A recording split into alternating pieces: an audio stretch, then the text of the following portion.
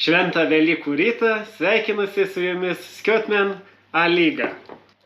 Na ir pradėkim nuo penktojo turo, kuris dar net nepasibaigė, bet jau turime sužaistas 3 rungtynes ir Transinvestas 0-1 nugali Šiaulių komandą, 4-2 Hegelmanas nugali Panevėžio komandą ir 0-2 Žemaitijos derbyje Telšių Džiugas iškovoja 3 taškus.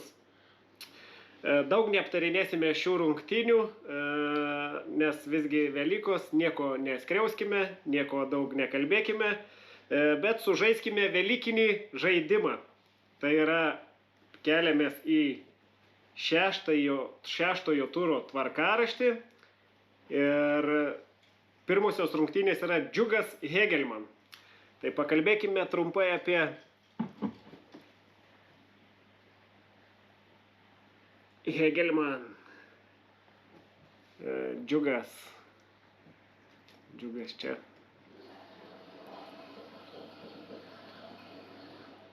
Pakalbėkime trumpai apie taisyklės. Komanda, kuri žais namuose, bus rankoje, kuri žais išvykoje, bus kitoje rankoje.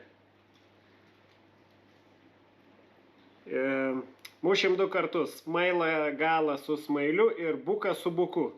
Jei bus lygų, reiškia rezultatas bus lygus. Jei laimi vienas, reiškia ta komanda ir laimės, o mes tiesiog pabandysime spėti rezultatą. Taigi Džiugas prieš Hegelman. Ojojoj, Hegelman, ojojoj.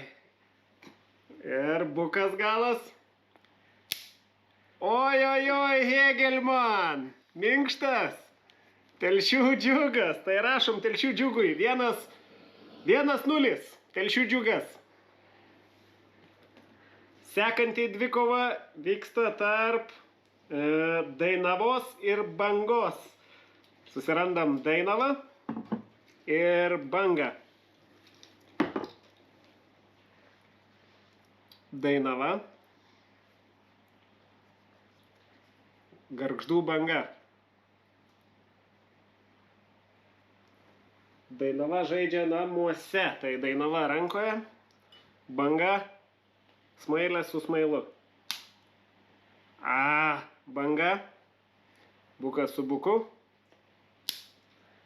Na ir čia yra lygiosios. Rašome rezultatą tarp šių komandų 1-1. Transinvest Sūduva. Transinvest Sūduva. Sūduva čia. Transinvest čia. Sūduva žaidžia namuose. Sūduva. Transinvest. Tai Sūduva namuose. Čia smailas. Prieš Transinvest.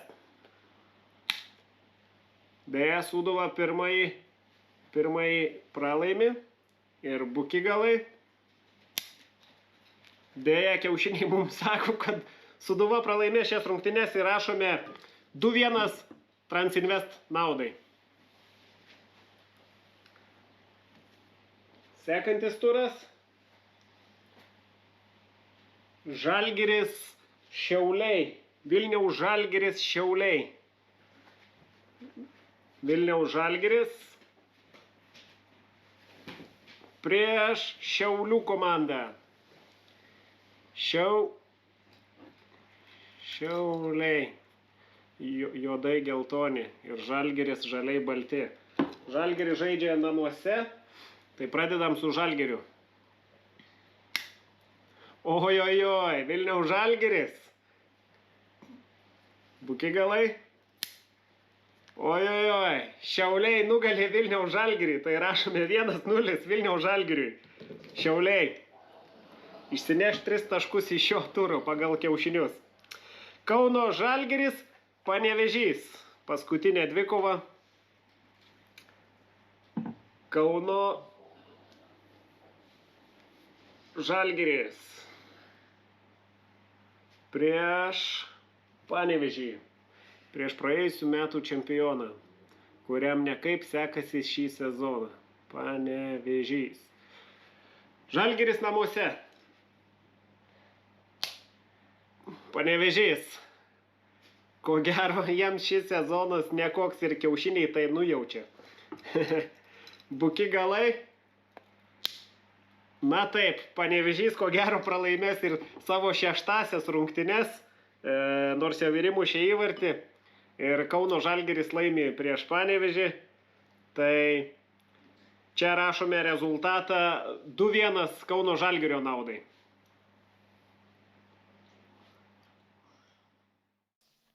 Labai vėluoju su video epizodu, Velykos visiškai išmušė mane iš ritmo, bet dabar jau grįžau į savo namus ir galime montuoti antrąją video dalį, tai suklijuosime viską į vieną ir važiuojam turbūt nuo pačios pagrindinės mūsų žinios. Na ir pagrindinė žinia, atleistas pirmasis treneris, turime pirmąją auką, tai yra Giedrius Barevičius, Transinvest treneris. Verta paminėti, kad šis treneris laimėjo pirmą lygą ir atvedė komandą į aukščiausią lygą, laimėjo taurę ir turbūt galbūt iškovojo teisę kovoti Europoje, bet jis nieko nebegalės padėti savo komandai, nes yra atleistas.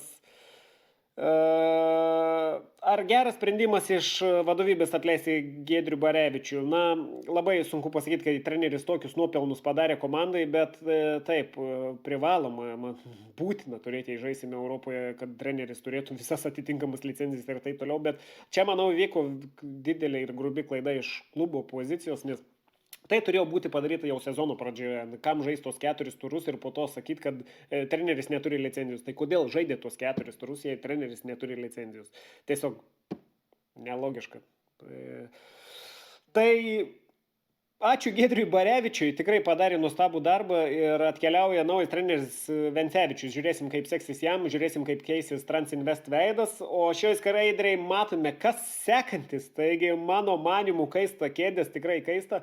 Ir žiūrime į lentelę, jums raudonai pažymėjau truputį įkaitusias kėdės, tai yra Kauno Žalgiris ir Panevėžys, tai kurie tikrai nedemonstruoja pačio geriausio žaidimo, toliau šiek tiek mažiau raudoni, tai yra Šiauliai, o Žalgirį pažymėjau vien tik dėl to, kad jis dalyvauja šioje dvikovoje, bet Žalgiris taipogi neblizga ir nežaidžia čempioniškai.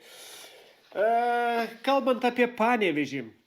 Ten Džino Leteri duoda komentarus, kad viskas yra gerai, susikūrėm daug progų, gynyba gerai, viskas gerai, bet, mano manimu, nėra gerai.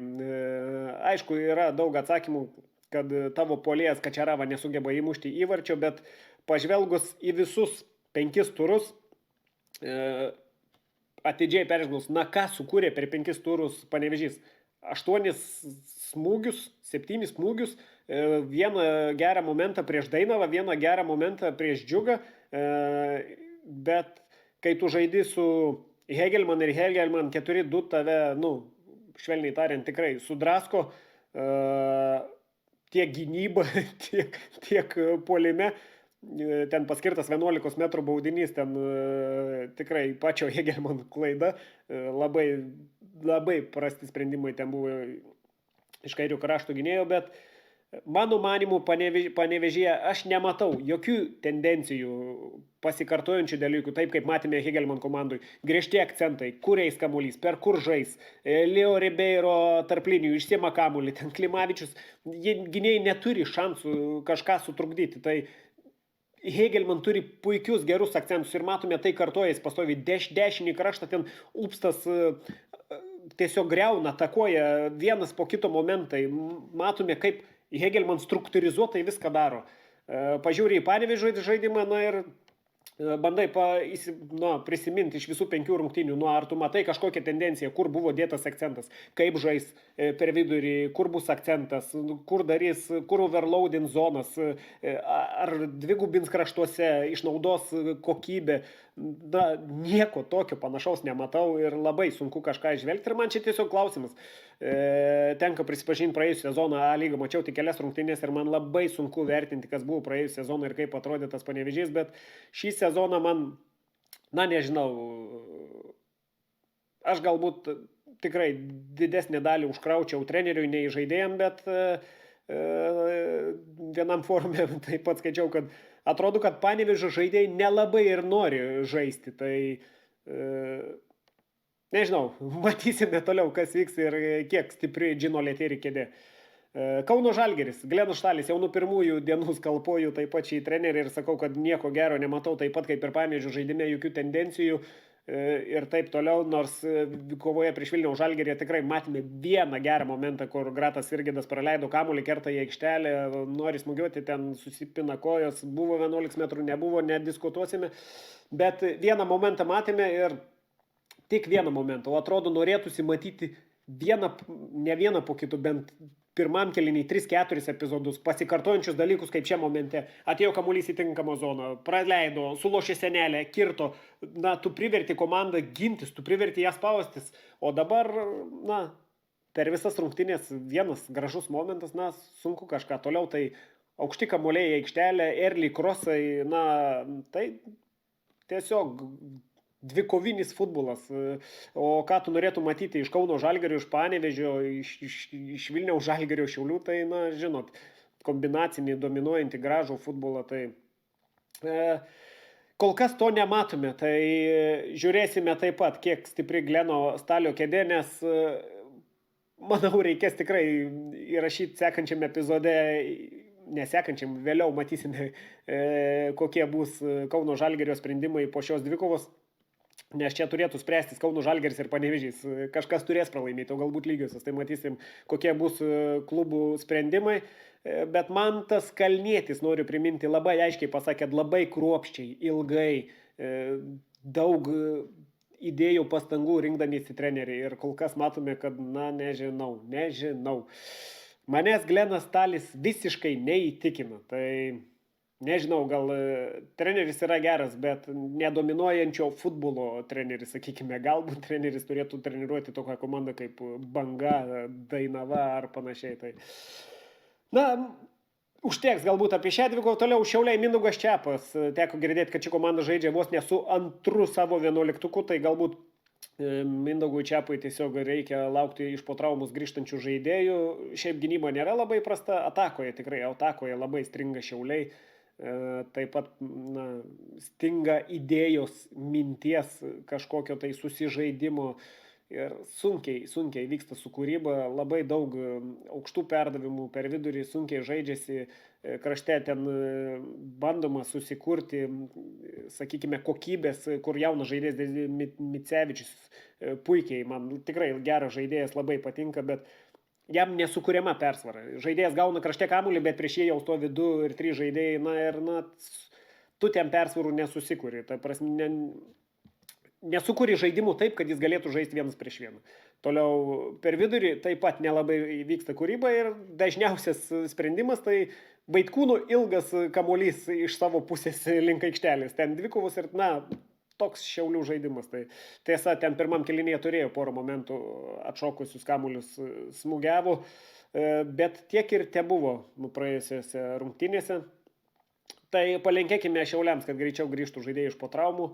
Ir Vilniaus Žalgiris komanda pažymėjau tik šiaip, nes šiaip turi 10 taškų, galbūt ir negalime daug ko sakyti, po 5 turų komanda tikrai momentais demonstruoja gerą žaidimą, bet labai keista, kai komanda gali žaisti vieną kėlinį labai gerai, kitą labai blogai.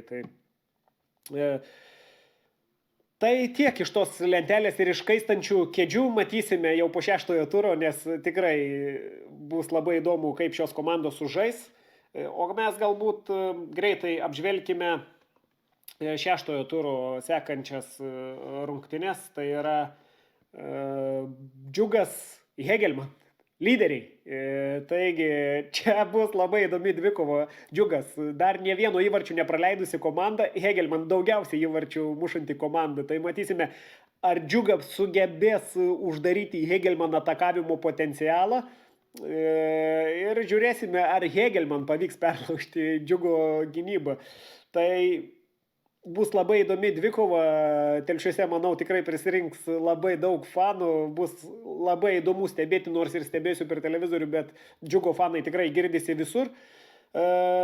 Balandžio 6 turime antrąją dvikovą, tai yra Dainava Banga, vėlgi, sakėme, mažųjų klubų derbis ir čia jau turbūt gausime atsakymą, ar Dainava trauks toliau su taškais ir kops aukštyn, ar vis dėlto Banga galbūt iškovos pergalę ir susilygins, priartės vėlgi prie lentelės ir nepaliks didelio atotrukio nuo Dainavos ir Telšių Džiugo komandų, kam buvo prognozuota, ko gero daugelio ekspertų paskutinės pozicijos. Tai žiūrėsime, kai baigsis ši dvikova, nes labai intriguoja mane. Tai ši dvikova ir Transinvest Sūduva. Dar ši dvikova, kurios neaptarėme, tai yra Transinvest pakeitis trenerių. Žiūrėsim, kaip komandos veidas keisis pasikeitus treneriams. Ir Marijampolės Sūduva, Lastauskas turi, sakykime, turėjo gerą pradžią, o dabar šiek tiek komanda sušlubavo.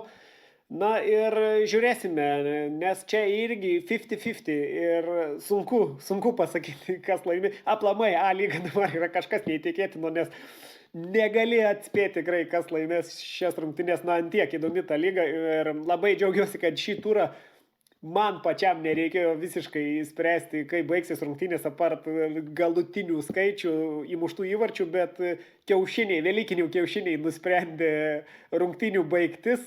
Galbūt aš pats būčiau prognozavęs kitaip, bet tiek to žiūrėsime. Galbūt pataikysim su velykinė nuotaika į visas rungtynės. Tai turbūt tiek apie šeštąjį turą. Na ir paskutinis mūsų dalykas tai yra turnyrinė lentelė. Telšių Džiugas 11 pirmoje vietoje po 5 turų, antroje vietoje Kauno Hegelman, Vilniaus Žalgiris po 10 taškų, Dainava 8, Šiauliai 6, Transinvest 6, Sūduva 5, Banga 5, Kauno Žalgiris 4, Panevėžys Sėsk 2. Būtinai stebėkite tą lygą, nes neįtikėtina, kokia situacija yra lygoje, sunku kažką prognozuoti. Kiekvienos rungtynės yra labai įdomios, kiekvienos rungtynės yra intriga. Tai būtinai dalinkite šio video, būtinai parašykit komentarą, paspausk like, paspausk subscribe ir mes susitiksime jau visai netrukus.